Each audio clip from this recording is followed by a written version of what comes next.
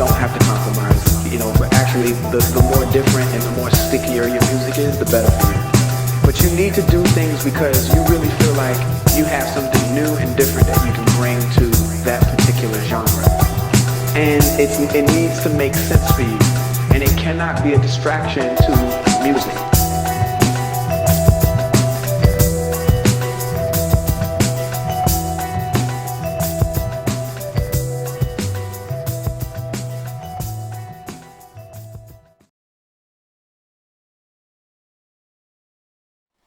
This is Carlos, also known as Droops, CEO of OutDaHouse Productions, born and raised in the city of Santa Ana.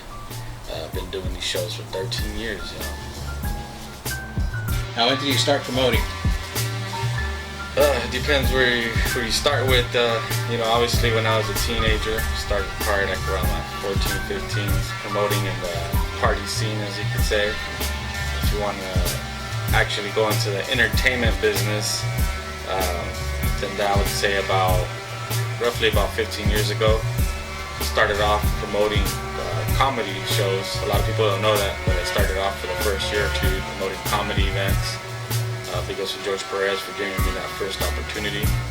As far as our shows, OutDaHouse Productions, when we started doing shows, I would say that was about 13 years ago. And did your family have anything to do with it? Did they push you? Did they tell you not to do it? Did anybody ever push me away or motivate me? I would say people did both, because in the beginning a lot of people seen me doing events. Sometimes it looked poppy, sometimes it didn't. Maybe some people heard that I was losing money in the very beginning, because I was. The first couple of years, nobody showed me ropes, so I had no formula or anything like that. And I was losing money. My parents were, they're motivating me at first, and then they started pulling back, like, hey, when are you gonna get a new job? And I was like, oh, this is my new job. Oh yeah, but when are you gonna get a new job? And I just kept going at it, and then after like several years, like about 4 or 5 years, once everybody saw that it was really going and everything was working, it was popping, they seen that was my career, that was my 9 to 5, then they fully backed me and supported me, and that goes with everybody in general.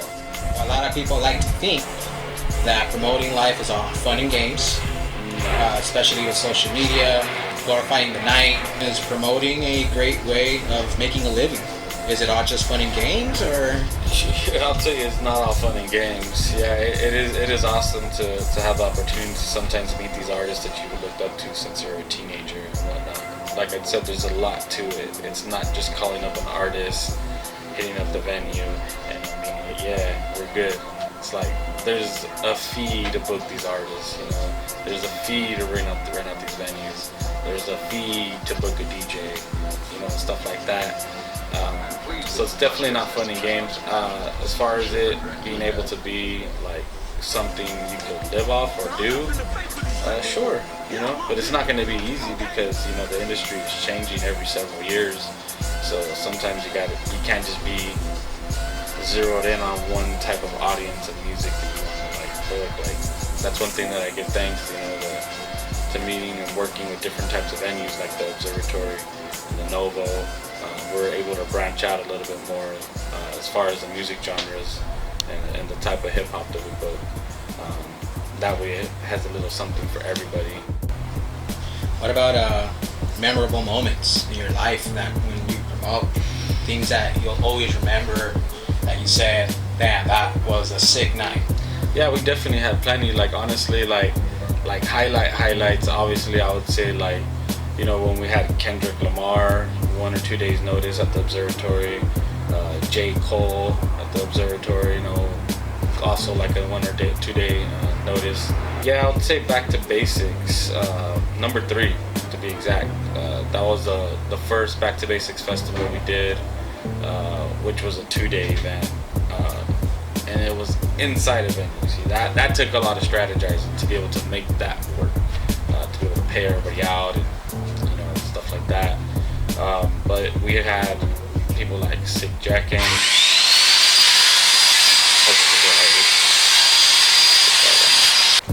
Yeah, we had artists like Sick Jackin', the Psycho Realm, Merge.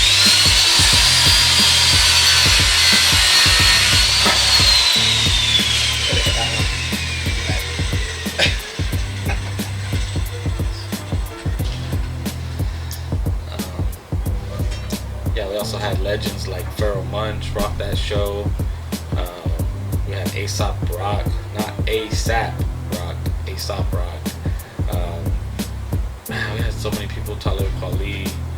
We also had all the elements in there. We had b-boys, we had graffiti artists, we had DJs, we had MCs. It was like a full day, full experience. That's definitely one of the most memorable events that I can say to stand out. I gotta throw one more in there about Big Daddy Kane, probably like the legend that we've ever worked with.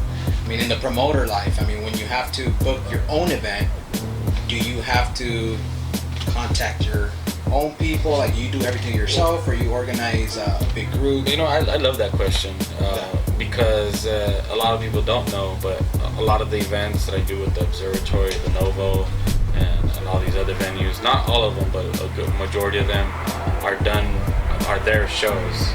So they basically just hire me to help with marketing, promoting, and then booking local artists if the opportunity arises. But yeah, for the shows that I do personally, those are 100% OutDaHouse productions, so it is a little bit more challenging, and it is double the work because you have to hit up the artists, you have to negotiate with them. I'm talking about the headliners. Sometimes you gotta advance the show, going back and forth with the management, and then booking the venue. Like I said, then we have to book the venue, then we have to do our own flyer, then we do basically everything from the ground up. So it is a little bit more challenging in that aspect, but at the same time, feels a little bit more fulfilling. Just that you created that event. You know what I mean? That was your event. So how do you choose your local artists, bro? Well, more than recently, it's actually just everybody coming to us. We have reached out to a couple artists, maybe here and there, that I've been looking to get on, or that we think those should be on. But the way we do have to filter them. So if you're watching this, we do have a filtration system. We definitely want to hear your music first. We want the best for you on stage. And then also we definitely like to make sure that we put artists on a show that's fitting for them. We don't want a trap artist on an underground hip hop type show. Then you'll definitely get booed.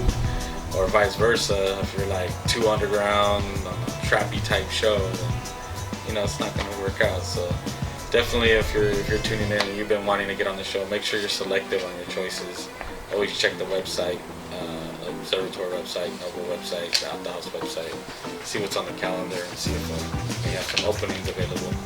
Because we are open to getting various artists on the show, so we're always willing to give opportunities. You've done so many shows. Yeah.